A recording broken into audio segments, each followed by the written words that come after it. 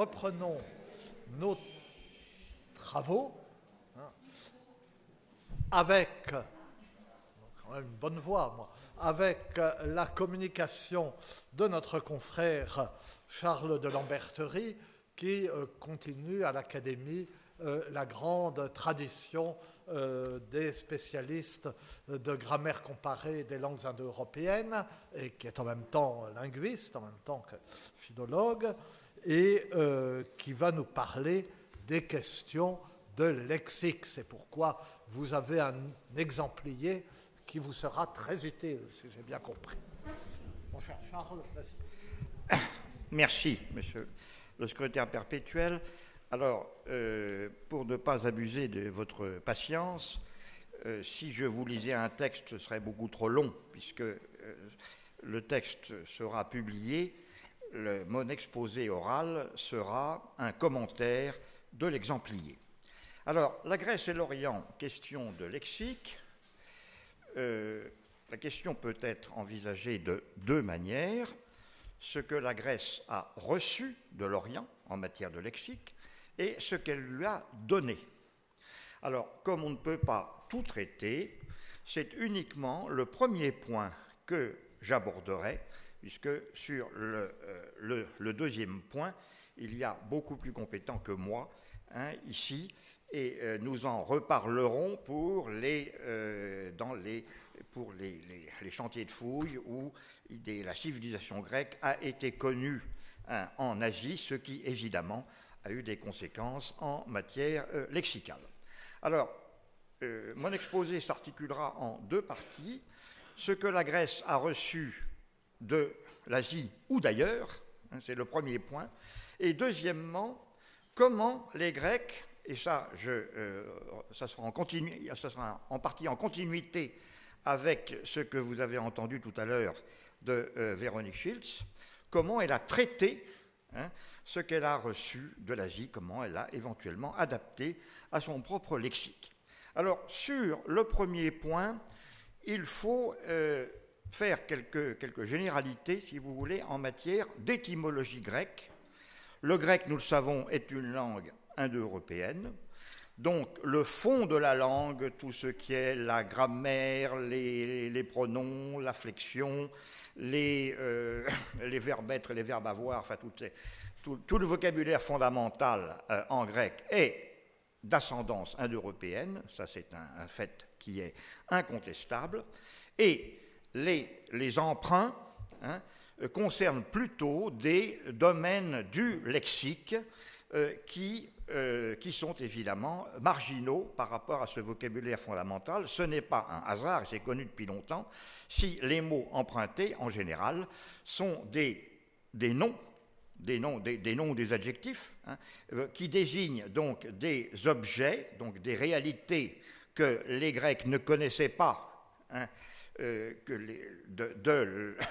n'avaient pas hérité de la langue indo-européenne, mais qu'ils ont trouvé au hasard de leur histoire. C'est-à-dire que quand on considère les emprunts dans une langue, les racines verbales, par exemple, c'est exceptionnel. Ce sont essentiellement, bien sûr, des objets. Alors, il y a une histoire de la question qui est assez complexe. Donc, l'essentiel du vocabulaire grec hérité est d'origine indo-européenne. Et quelle est la part des emprunts? Alors là, les savants ici ont beaucoup hésité. Il y a eu des balanciers.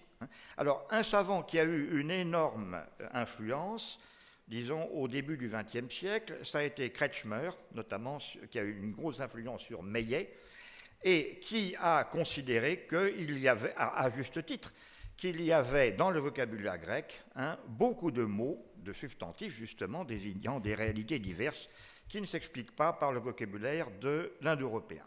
Alors, après ça, on a eu énormément de débats. Il y a les débats, j'en reparlerai juste un petit peu plus loin, relatifs à ce qu'on appelle le pélagique.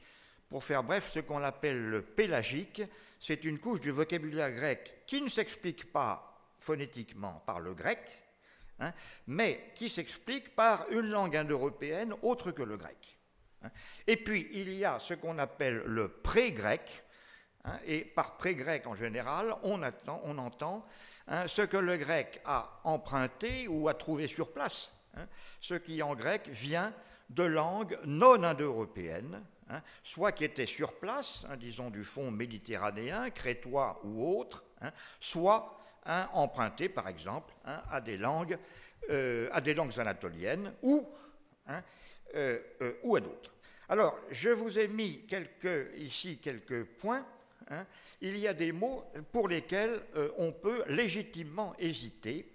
Et ici, il est tout à fait nécessaire d'avoir des critères de méthode. Alors, au risque de paraître provoquant, je vous dirais que si on veut trouver une étymologie à un mot, on pourra toujours le faire. Hein. Et notamment dans le domaine indo-européen. Parce que le domaine indo-européen est si vaste qu'on arrivera toujours à trouver dans une langue indo-européenne quelconque, hein, une syllabe radicale, un suffixe, un élément qui puisse se comparer, hein, à autre chose à l'intérieur de la famille des langues indo-européennes. Hein, bon. Mais cela, si vous voulez, ça, c'est ce qu'on appelle chez nous le Wurzeletymologie, hein, l'étymologie radicale. On a une partie du mot qui ressemble à quelque chose, mais le reste du mot, eh bien, hein, il est inexpliqué. Hein. Or, ce qui est fondamental dans la démarche de la grammaire comparée, c'est la chose suivante. En matière étymologique, à l'intérieur du domaine indo-européen, l'essentiel, ce n'est ni la phonétique, ni la sémantique. Bon, la phonétique, elle a ses règles. La sémantique, elle a ses règles, encore que la sémantique, c'est l'histoire des mots, hein, qui prend souvent des chemins tout à fait imprévus. Mais l'essentiel pour un comparatiste, pour un linguiste qui applique sérieusement les méthodes de la grammaire comparée, c'est la morphologie. Et ça, on le sait depuis Bopp. Hein, ce qui fait la force de la méthode comparative, c'est la morphologie.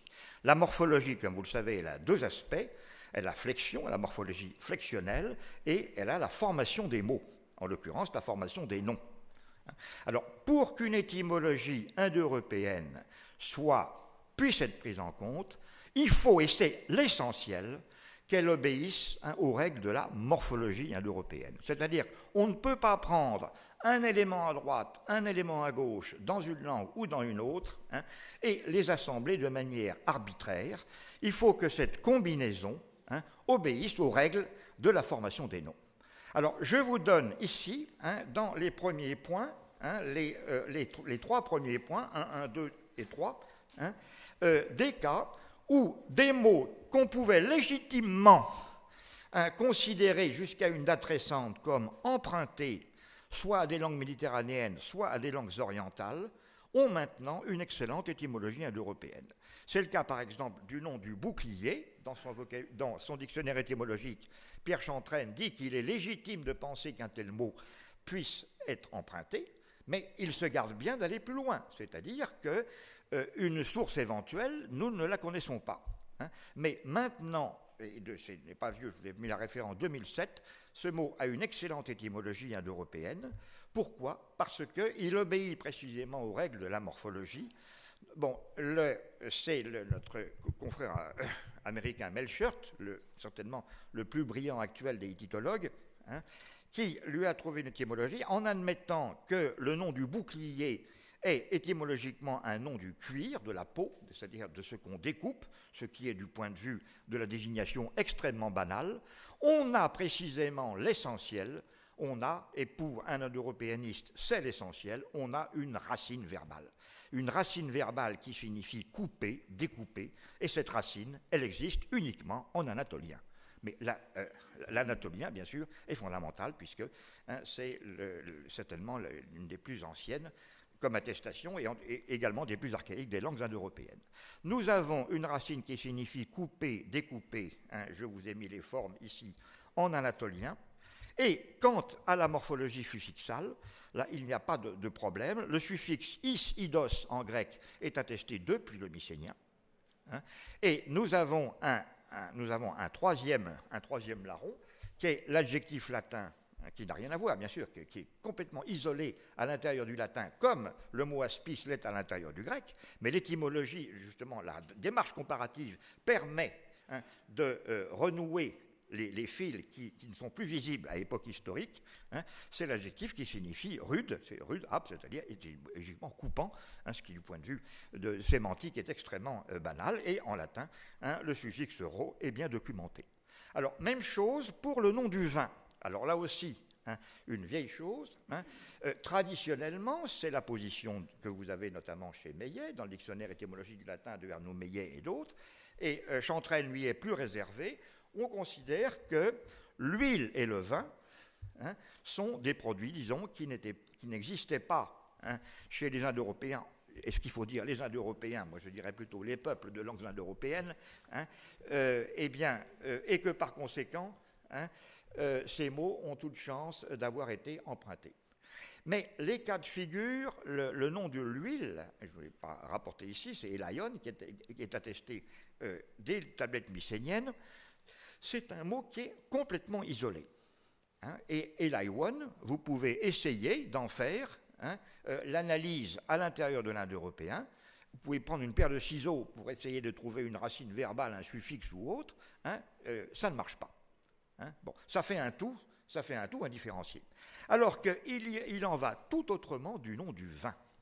En effet, le nom du vin en grec, c'est oinos, qui a un correspondant en albanais et en arménien, donc des langues qui sont proches du grec, mais en latin, on a vinum. Alors, traditionnellement, vinum était raccordé à oinos, mais ce n'est pas possible, parce que nous savons très bien que le i de vinum est un i long étymologique. Le i long étymologique qui est attesté par les langues de l'Italie ancienne, autres que le latin. Donc, on a deux formes irréductibles l'une à l'autre, c'est oinos, oino, et wino.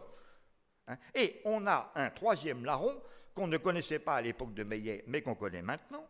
C'est notamment Laroche qui l'a identifié dans les années 50. C'est qu'en anatolien, on a un nom du vin, wiono, qui, comme vous le voyez, présente le grand intérêt d'avoir le même vocalisme que le mot latin, mais un suffixe différent. Bon, alors, on pose une racine, je vous l'ai mis, qui signifie courber, tordre, envelopper, qui a désigné notamment la vigne, les vrilles de la vigne, et il est tout à fait possible, le vitis en latin, peut désigner les produits de la vigne, et qui est désigné secondairement le raisin ou le vin. On peut admettre aussi, c'est une possibilité, qu'à partir du sens de presser, c'est le résultat du pressage, le jus du pressoir qui a été désigné, mais en tout cas, nous avons une racine verbale, nous avons une plausibilité sémantique, et surtout, nous avons un système de formation des noms qui entre dans les cadres de la morphologie de l'Indo-européen. Ce qui a été, je voudrais faire un article de Beckes, et je vous ai mis ici plusieurs parallèles, donc sur une même racine, respectivement dans certaines langues avec degré haut et dans d'autres avec degré 0, et bon, en grammaire comparée, nous estimons en général qu'au départ, il y avait ce qu'on appelle un paradigme alternant, et que certaines langues ont généralisé une des pièces du paradigme alternant et d'autres une autre pièce, ce qui nous donne ce que nous appelons les membra disjecta. Et ici, c'est parfaitement conforme aux règles de la morphologie de l'Indo-européen.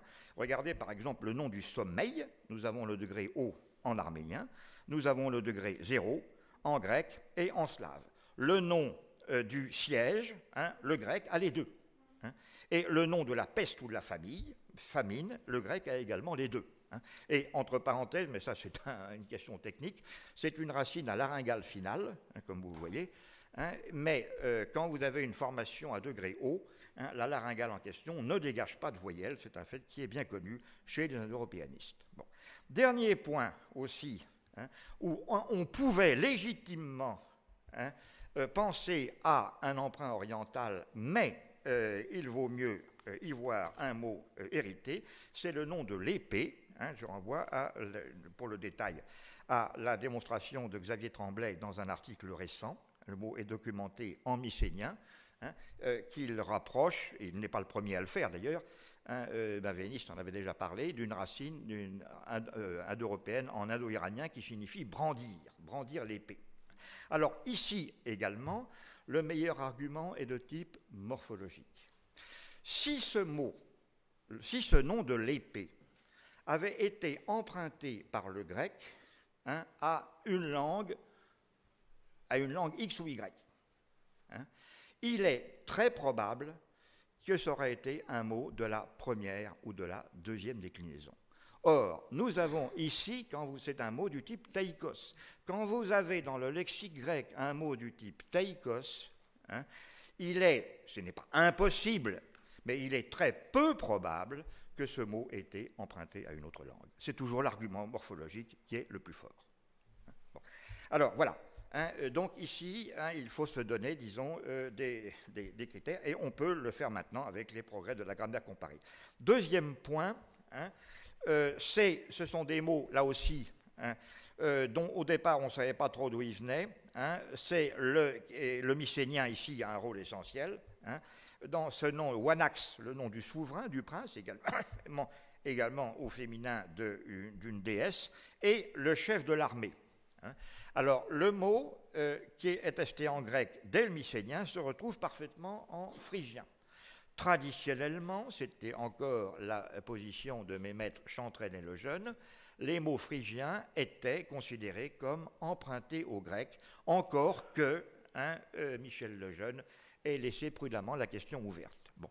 Depuis, avec les nouveaux documents, je pense notamment aux travaux de notre correspondant Claude Brix, il est hautement probable que les mots phrygiens ne sont pas empruntés au grec, mais y correspondent. Donc ici, il faut remonter dans la préhistoire du grec, ce que nous appelons l'indo-européen balkanique. Alors, ça ne prouve pas que ces mots aient une origine, aient une bonne étymologie à l'intérieur de l'indo-européen, mais en tout cas, ce ne sont certainement pas des mots empruntés à une date récente. Ce sont des mots qui viennent d'une certaine branche de l'indo-européen, celle du grec, du phrygien, qui, pour d'autres mots, inclut également l'albanais, c'était le cas du nom du vin, et pour d'autres mots de l'arménien. Et donc, on a un ensemble bien net. Alors, ça n'empêche bien entendu que les emprunts anciens, il y en a. Alors, un des plus nets, c'est le point 1.3, c'est le nom de la coupe et du bol qui est emprunté à l'anatolien. On l'a soupçonné depuis longtemps, mais alors là aussi, l'essentiel n'est pas sur la forme, l'essentiel est sur les emplois du mot. Le terme de base, c'est un mot louvite, qui désigne le ciel. Ce mot est lui-même apparenté au mot hittite, niépis, le ciel, qui est le correspondant du nom grec du nuage, du nom slave niebo, du ciel, etc. Alors, ce qui prouve que cette étymologie est parfaitement juste, c'est que ce sont les emplois. Dans les textes du Louvet hiéroglyphique, le ciel, l'idéogramme pour le ciel, c'est un bol renversé. C'est-à-dire, c'est la voûte céleste qui est dans ce sens-là, mais évidemment, la course du ciel, quand le ciel passe sous la terre, le bol est dans l'autre sens. Bon, et notre regretté confrère Watkins, certainement un des plus brillants comparatifs du XXe siècle, a écrit tout récemment un article, je vous renvoie pour le détail, où il a prouvé qu'on avait tout ce jeu, notamment d'un certain nombre de textes mythologiques de l'anatolien, dont on se trouve des retombées dans le grec, notamment dans les poèmes récemment découverts de Sappho, où on a le parcours du soleil, le soleil qui va dans son lit, etc. Et donc, ici, c'est certain. Bon. Alors, en ce qui concerne l'iranien, deux emprunts qui sont certains et qui sont très anciens, c'est le nom de la rose et pour le nom de l'arc. alors, qui sont connus dès le Mycénien. Alors, le nom de l'arc, je renvoie à deux remarquables articles de Mavéniste, notamment de 1937, hein, l'archécite, hein, Véronique en a parlé. Hein. Bon, certains ont voulu lui donner à ce nom de grec de l'arc une étymologie indo-européenne, mais il est complètement isolé en grec, hein, et donc ça ne marche pas. Hein. Bon. Et pour le nom de la rose, alors le nom de la rose lui-même iranien, d'où vient-il? Je n'en sais rien. Hein. Bon, mais que la source proche, hein, pour le grec, et à date ancienne, hein, soit l'iranien, ce n'est guère douteux. Hein. Alors, quant au pélagique, hein, on a beaucoup fantasmé, donc le pélagique, cette couche dans le lexique grec de mots, hein, qui viennent d'une langue indo-européenne, mais qui n'est pas le grec. Hein. Alors, Chantraine dit qu'un des exemples les meilleurs, et tout le monde est d'accord avec lui sur ce point, c'est le nom de la tour de la fortification Purgos, c'est-à-dire le nom du bourg et berg, etc., le nom de la hauteur. Hein. Bon, alors, s'il était isolé, hein, ça ne prouverait pas grand-chose, mais on a pu prouver récemment qu'il y a un autre mot qui, du point de vue phonétique, a exactement le même traitement. C'est le nom du tumulus funéraire, qui est tumbos. Alors, tumulus, c'est un tumulus, mais c'est un tumulus funéraire, hein, et que la base radicale, hein, est connue, hein, en grec, hein, dans le verbe tapto, dans ta fosse, hein, et en plus, hein, on a des correspondantes que je n'ai pas mis ici, hein, pour ne pas alourdir, dans d'autres langues indo-européennes, notamment en arménien et en indo-iranien. Alors, donc, de ce point de vue-là, le grec a certainement reçu de l'Orient, mais moins qu'on ne l'a dit, hein, pour certains mots, et plus qu'on ne l'a dit pour d'autres. Et maintenant, hein, et je rebondis sur ce que Véronique nous disait tout à l'heure, l'essentiel dans l'histoire des langues, c'est moins l'origine, le fantasme de l'origine, vous savez, c'est jamais très bon signe, hein, mais l'origine des mots, hein, mais c'est de pouvoir reconstituer le parcours de ces mots. C'est-à-dire, une fois qu'il est établi qu'un nom ou un mot grec, hein, est emprunté à une langue, hein, il faut voir comment le grec l'a acclimaté à sa propre langue, comment il l'a reçu. Hein. Alors, on en a parlé beaucoup, peut-être que Susanna Big en parlera cet après-midi pour des noms comme l'arsenic ou autres. Hein, mais j'aborderai ici uniquement, hein, et en continuité avec ce qui nous a été présenté par Véronique, hein, un certain nombre de mots grecs, de noms grecs qui sont d'origine iranienne. Hein. Alors, ce point que le grec a acclimaté à sa propre langue, a intégré un certain nombre de noms dont l'origine iranienne est incontestable, ce point, le premier savant qui l'ait reconnu, c'est Michel Bréal, dans sa thèse de doctorat, sa thèse complémentaire. Vous savez, sa thèse française, c'est Hercule et Cacus, ce monument de la mythologie comparée, et sa thèse complémentaire en latin, hein, je vous ai cité, hein, sur les noms perses, les nominibus au sens de noms propres, hein, bien sûr. Hein, ce serait Werbis, sinon. Hein, bon, et il a bien prouvé que les Grecs, hein, avaient intégré, hein, ces noms, hein, à leur propre langue. Alors ça, c'est quelque chose de très banal. Hein. Bon, on en a des noms propres étrangers, donc ça va pour les noms de personnes, ça va également pour les toponymes. Hein. Bon, certains exemples, hein, un qui est bien connu, que rappelait l'ami collègue Christol, l'amiral Yamamoto, hein, doit une bonne partie de sa célébrité au fait qu'en français, Yamamoto, ça veut dire quelque chose.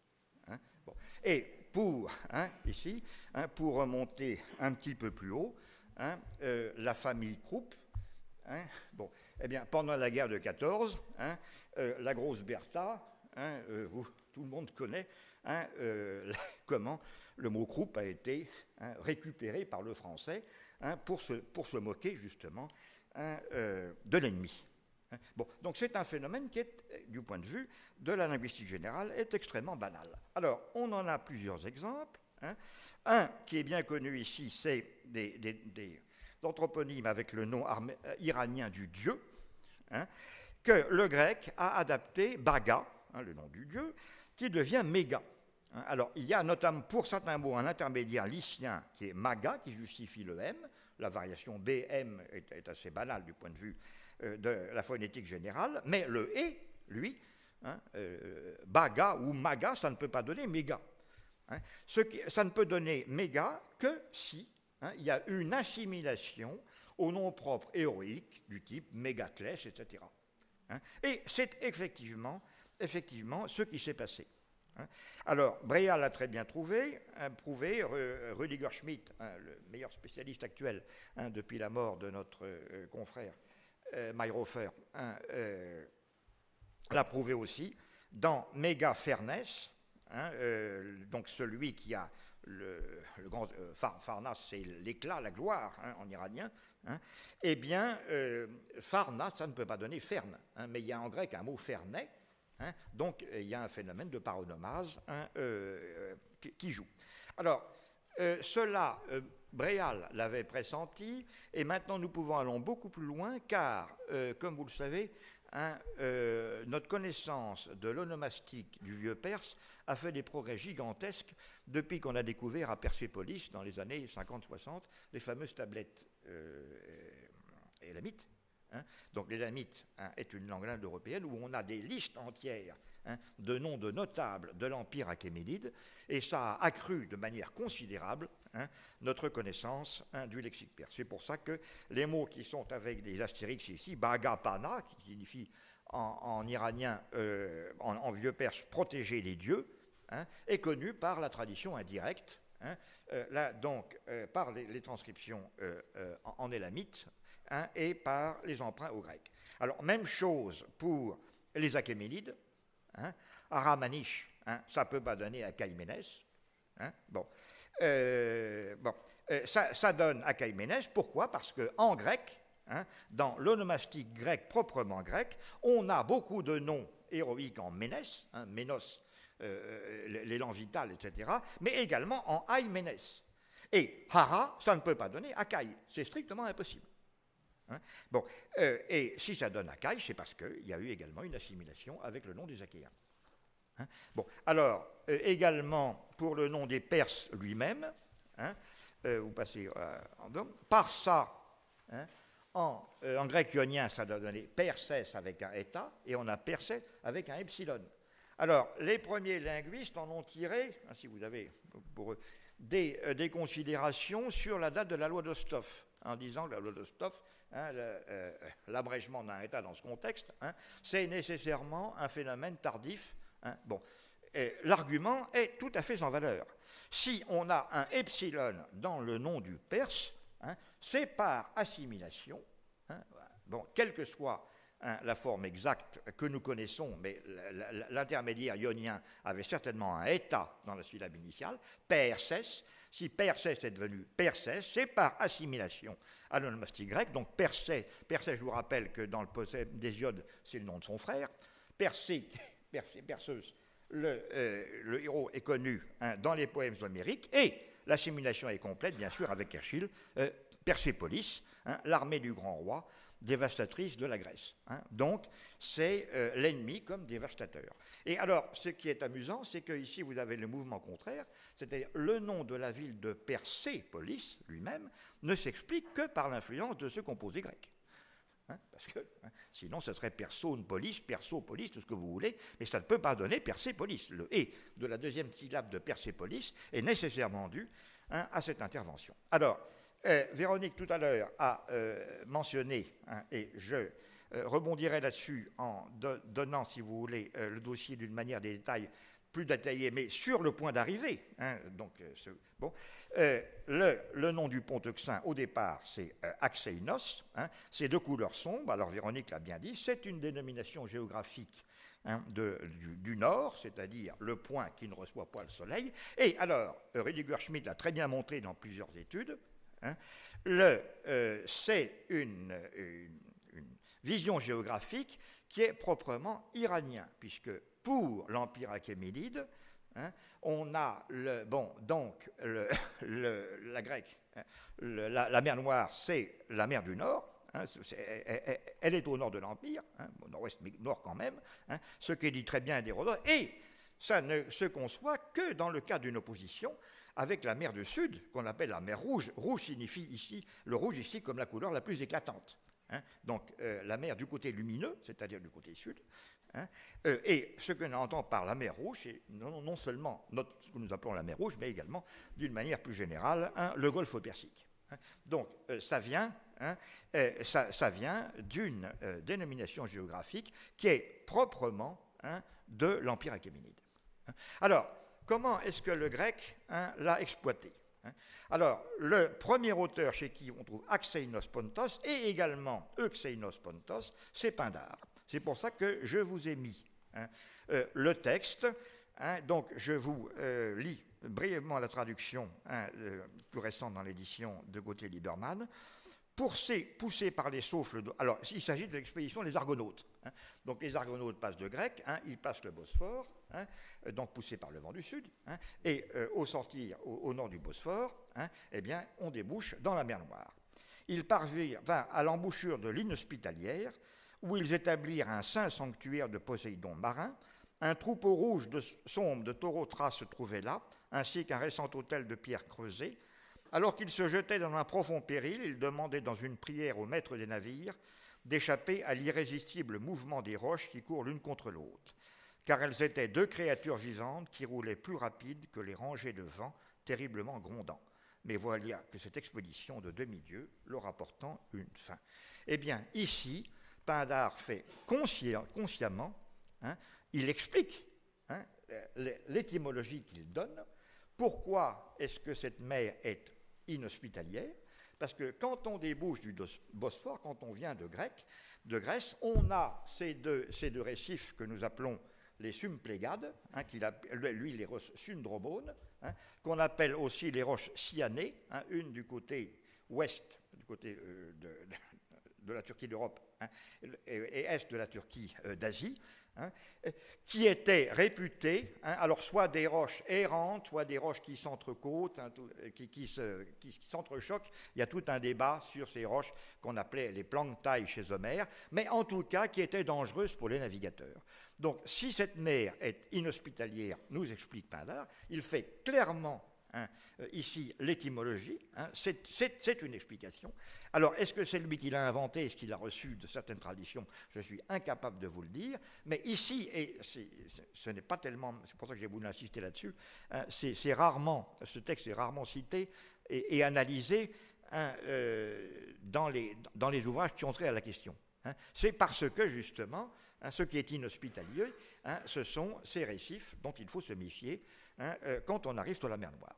Alors, d'où, évidemment, le phénomène qui s'est passé de l'euphémisme Axeinos, inhospitalier, transformé en Euxeinos, hospitalier. Alors, le plus ancien exemple se trouve également chez Pindare. Alors, c'est toujours, et quand on dit le pont Euxin, on pourrait traduire le pont hospitalier, ou la mer hospitalière. En fait, dans ce passage ici de Pindare, il n'y a cette dénomination n'est absolument pas expliquée, donc elle est déjà arbitraire, si vous voulez. Autrement dit, je pense que les traducteurs, comme ils le font, ont raison de dire le pont Euxin. Bon, c'est un petit peu, si vous voulez, quand on a un auteur grec qui s'appelle Hippocrate, on ne va pas le traduire en français par la force chevaline. Le mot est déjà, bon, il faut le prendre comme ça. Bon. Donc là, le mot, si vous voulez, même si d'origine c'est un mot euphémistique, ici, c'est une pure dénomination. Alors, ce qui va se passer chez Euripide, et vous pourrez lire le dossier, je l'ai mis en entier, c'est que chez Euripide, d'abord, dans la tradition manuscrite, on a la forme axeinos, qui est une forme ionienne, bien entendu, est souvent atticisée en axénos. Donc la forme du grec attique du mot qui veut dire hospitalier. Et axénos avec un epsilon, donc une syllabe brève, est souvent assuré par le maître. Quelquefois on a axeinos, et quelquefois on a, même dans la tradition manuscrite, euxeinos. Alors, à tort ou à raison, quand on a euxeinos dans la tradition manuscrite, mais euxeinos et axeinos, du point de vue métrique, sont équivalents. les éditeurs le corrigent. Bon, je n'ai pas de choix à faire, il faut simplement constater que, si vous voulez, la tradition du texte elle-même est le produit d'une interprétation. Bon, mais l'important, ce sont ces passages, et notamment, bien sûr, dans Iphigénie à Tauride, donc au bord de la mer Noire, des étymologies. Alors, vous l'avez regardé dans le passage d'Andromaque, sur la Néphargou, franchir l'onde inhospitalière des cimes Plégades. Alors, marine ou pontique, là aussi. Est-ce que c'est générique ou spécifique? Impossible de le savoir, bien sûr. Mais ce texte, bien sûr, fait directement allusion au texte de Pindare.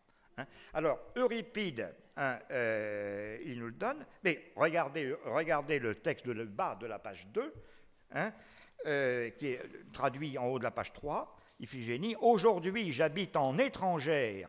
J'ai essayé de le rendre plus ou moins adroitement de cette manière. Les lieux de séjour arides de la mer hostiles aux étrangers.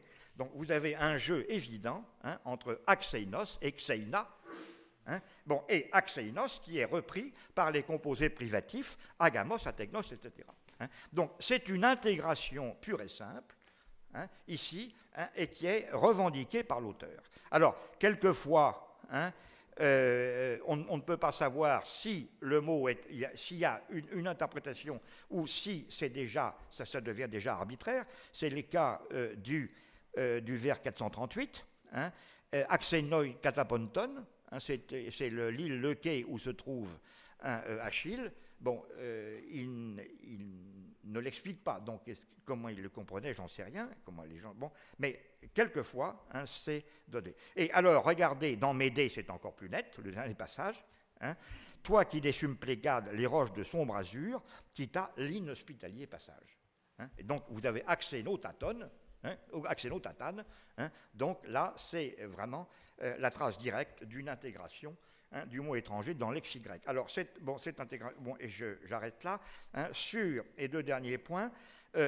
Pindare n'a pas inventé Polyxeinos et Axeinos, il les a trouvés chez Hésiode, mais chez Hésiode, ça s'applique à des personnes.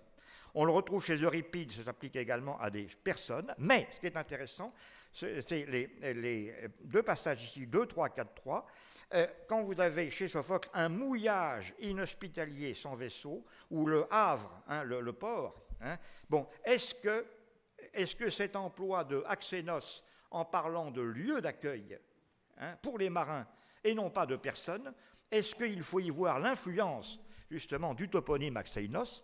Rien ne permet de le prouver, rien ne permet de l'exclure. Bon. Et dernier point, très rapidement, la mer Noire. Alors, cette désignation de la mer Noire, en fait, on ne la trouve pas à époque ancienne, elle est moderne. On la trouve notamment en turc. Et alors, en turc, ce qui est intéressant, c'est que, comme le pont Euxin, c'est la mer Noire, la mer Méditerranée s'appelle la mer Blanche.